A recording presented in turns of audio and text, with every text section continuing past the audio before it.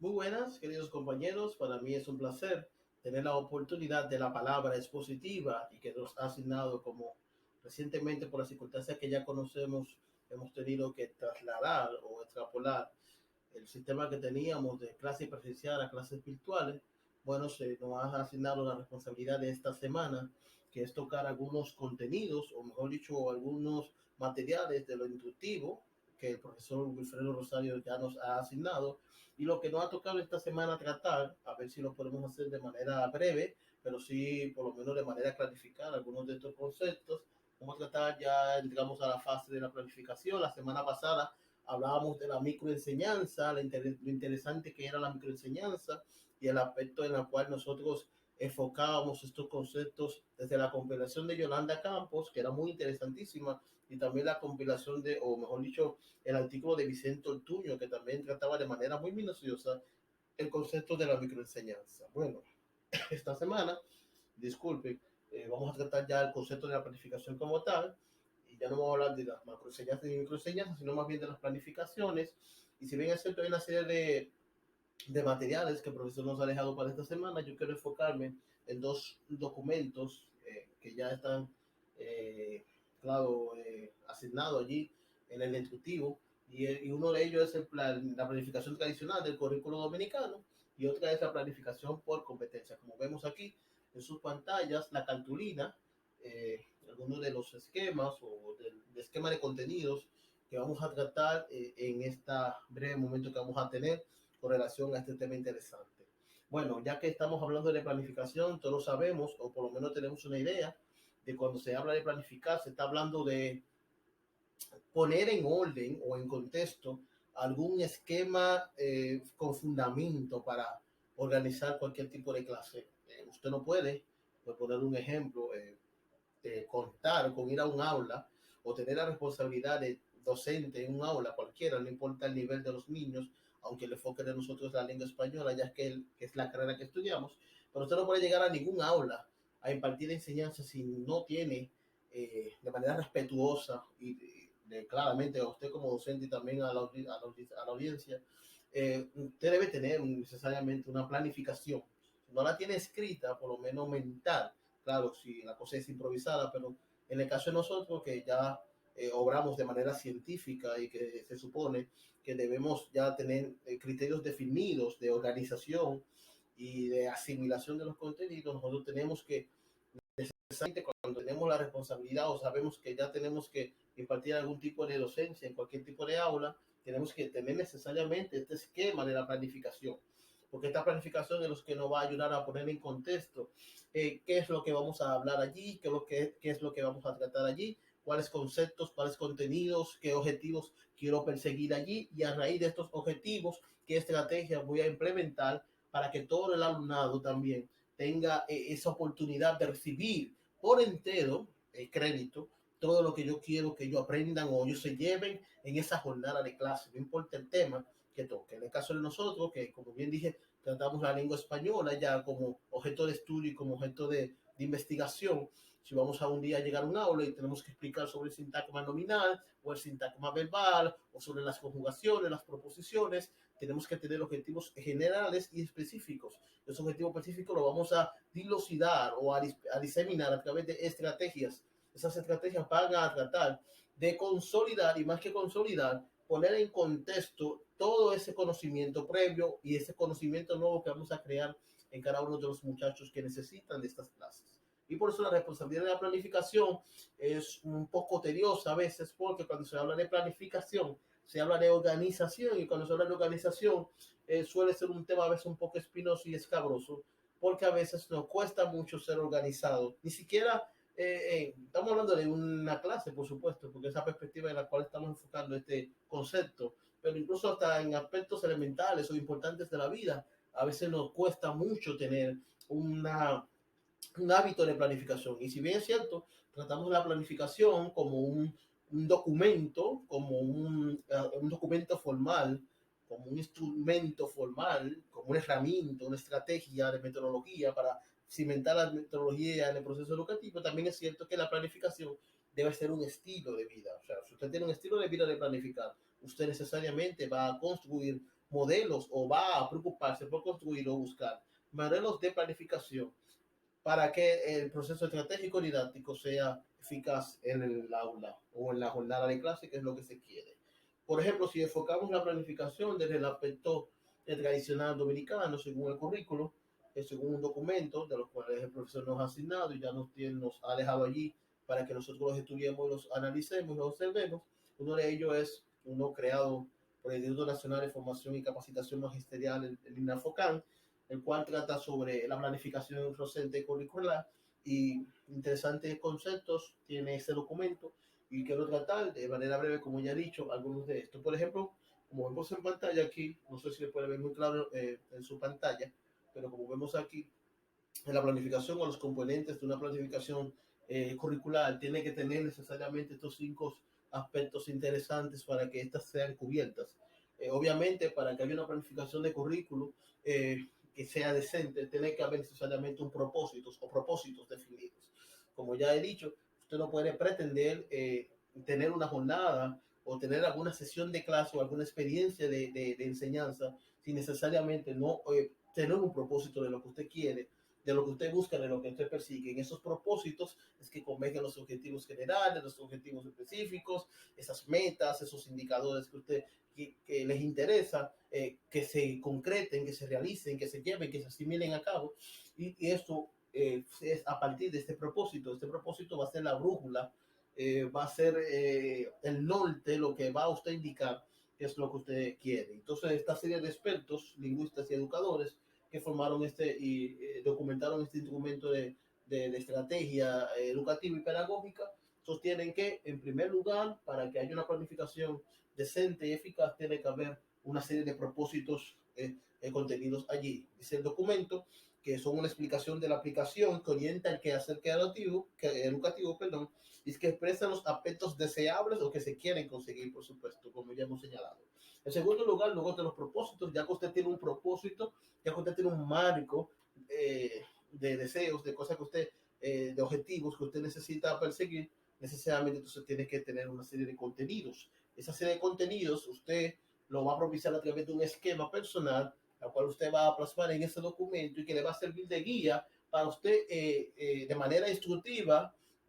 e instrumental ser de un eje de motivación y de facilitación de los instrumentos de clase a fin de alcanzar ese objetivo específico que se busca. Entonces, tiene en esta parte de los contenidos el gran reto, si bien es cierto, ya sabemos lo que queremos con el propósito, el gran reto de la selección de contenidos o de los contenidos es la selección de ellos, el criterio que vamos a utilizar a la hora de seleccionar o de reunir o de escoger estos documentos que van a ser interesantes para que la clase sea dinámica, efectiva y para que el aprendizaje sea participativo y también productivo. Por lo cual, el contenido,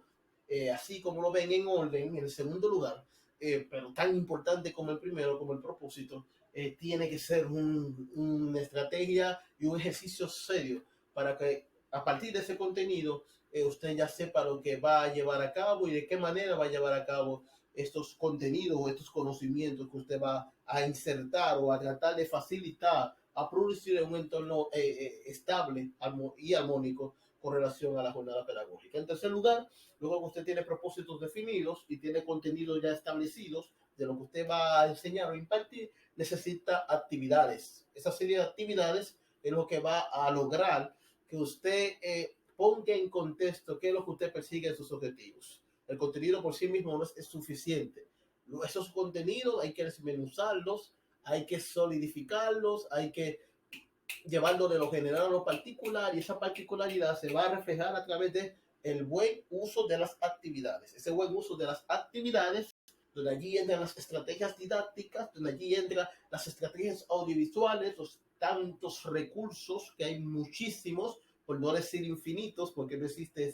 ese cualitativo, ese adjetivo cuando hablamos de estrategia pedagógica, pero sí hay muchísimas estrategias para uno tener un marco de actividades definidos y disponibles a fin de poder fundamentar eso que usted tiene como contenido en la jornada de clase. También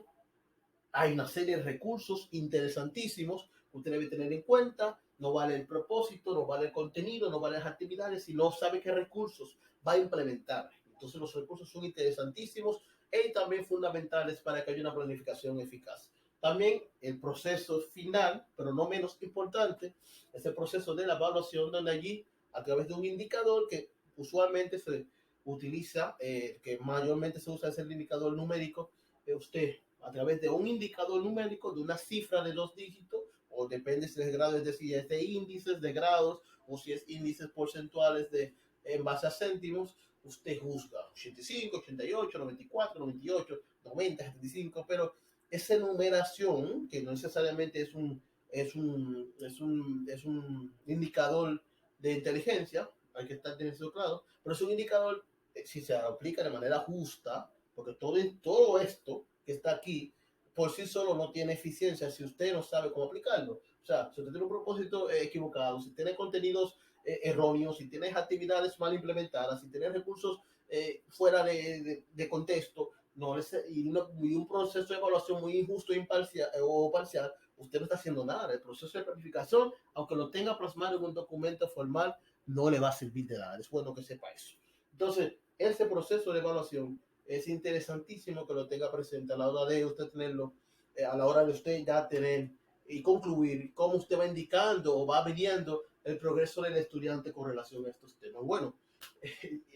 son 15 minutos, ya tengo unos 11 minutos. El tiempo se me ha ido rápido. Quiero hablar de la planificación de las competencias ya de manera rápida. El documento que habla sobre la planificación de competencias dice que toda planificación por competencia debe tener necesariamente 3 aspectos fundamentales para que esto sea eficaz. Tiene que estar el aspecto diagnóstico de la planificación por competencia, tiene que estar el aspecto de diseño, el criterio de diseño, y tiene que estar el criterio de validación. Es interesantísimo. Antes que nada, o mejor dicho, es bueno aclarar que cuando hablamos de competencia estamos hablando de esta educación que busca más que un rendimiento académico o un indicador numérico, y busca generar capacidades diferentes en los estudiantes, que no solamente el estudiante se enfoque en la memorización de conceptos, en la memorización de ideas, sino también que construya a fin de proporcionar un individuo acabado a la sociedad, fuera producir y desarrollar una serie de competencias interesantes que van a ser, según la perspectiva de las competencias, un individuo de bien y un hombre o mujer productivo al aparato estatal de la sociedad. Y según el diseño curricular dominicano, hay 7 tipos de competencias en las cuales se enfoca este nuevo o reciente tipo de planificación. Las 7 competencias, está la competencia comunicativa, o sea, todo estudiante necesariamente, no importa lo que usted enseñe, tiene que tener las capacidades comunicativas de manera eficiente y eficaz para que se lleven a cabo de manera efectiva. Tiene también las competencias científicas, o sea, todo estudiante, no importa la asignatura, sociales, biología, educación artística, informática, matemática, tiene que tener o tiene que ser competente de manera científica con relación al tema en cuestión. Comunicativa, científica, está la competencia del pensamiento lógico y creativo. Esta competencia de pensamiento lógico es interesantísimo, porque la premisa de esta es que todo estudiante, no importa la asignatura que esté recibiendo, tiene que saber o tiene que tener habilitado o tiene que aprender a cultivar y a desarrollar o el ejercicio del pensamiento lógico, y no solamente eso, sino también creativo, para así reproducir nuevas ideas y nuevas estrategias diferentes. También está la competencia de la resolución de problemas. Todo estudiante, según esta perspectiva de la competencia, según el currículo nacional dominicano, todo estudiante tiene que ser capaz de resolver problemas dependiendo de la área que se enfoque. También está la competencia de ética ciudadana, y está la competencia de desarrollo personal y espiritual, y la competencia de ambiental social. Entonces, estos 3 criterios que se utilizan para las competencias, está el proceso diagnóstico, este proceso previo donde usted averigua que necesita, y allí entra ya el contexto de la microenseñanza que hablamos la semana pasada, entra en juego ahí qué es lo importante con relación al proceso diagnóstico, qué es lo que yo quiero, cómo es, por dónde van estos muchachos. Yo quiero tener una medición de qué tanto manejan un concepto, qué tanto manejan un término, un aspecto, un criterio, y necesito de manera diagnóstica tener los criterios y los instrumentos para poder tener eso definido en mi jornada de clase. Tengo que tener un diseño o algo formado, estructurado, con un sistema esquematizado y formativo, organizado, con una logística característica en sus propiedades intrínsecas. Tiene que haber en ella estas características para que haya realmente una planificación por competencia definida, y también tiene que haber un proceso de validación. Eh, por ejemplo, un instructivo, o mejor dicho, un ejemplo de esta planificación por competencia, por ejemplo, en una serie de columnas con filas, que se conoce popularmente, están los contenidos y el objetivo, están los dominios curriculares, y esos dominios curriculares se basan en tres aspectos, que está el conceptual, está el procedimental y está el actitudinal. También están los indicadores de desempeños, están los indicadores de logros o criterios de desempeño, que es lo que vamos a midiendo el ejercicio y cómo va avanzando el estudiante en cuestión con relación al tema que queremos dar o estamos enseñando. Están los recursos didácticos que usted va a implementar y sobre todo la metodología. En el aspecto diagnóstico cabe el asunto de la metodología y el contenido. Del aspecto de diseño cabe los dominios curriculares y los recursos didácticos. Y en el proceso de validación cabe lo que tiene que ver el asunto del indicador de desempeño y de evaluación numérica o de grado, que es la que va a determinar qué tanto ha avanzado el chico o la chica con relación a un tema específico. Y en el caso de nosotros, que implementamos y vamos a facilitar educación con base en las lenguas españolas, en el caso de nosotros, con poder de manera objetiva medir qué tanto han avanzado nuestros muchachos con relación a un tema X, a un tema específico con relación a las lenguas españolas. En fin, la planificación es interesantísima, es importante, no se puede descuidar. Todo estudiante, o mejor dicho, todo docente que se respete, todo docente que respete y se respete, necesite necesariamente una estructura de planificación formativa. Vemos que en la tradicional curricular es interesante tener los propósitos, contenidos, actividades, recursos y evaluación, pero vemos las de competencias que se enfocan en contenidos, hay indicadores, hay desempeños, hay criterios, hay dominios curriculares, hay metodología, en fin. El fin de esto, independientemente de lo que se busque, es que usted tenga algo definido en primer lugar, usted tenga algo sistematizado en segundo lugar, y número tres, que usted pueda extrapolar esto que usted tiene sistematizado en un papel a la práctica, que eso que usted tiene allí y que usted quiere lograr en sus muchachos lo pueda llevar en la realización concreta de las actividades que ellos realicen, y eso lo va a validar usted a través de la observación en la jornada de clase y en las experiencias que usted tiene cada día, cada vez que tiene la oportunidad de enseñar e emprender este sagrado oficio que es la enseñanza. Sin más que abundar por hoy, se despide Junior Calcaño y nos vemos la próxima semana con más asignaciones positivas con relación al tema de la didáctica del español y la práctica docente. Que tengan feliz resto del día.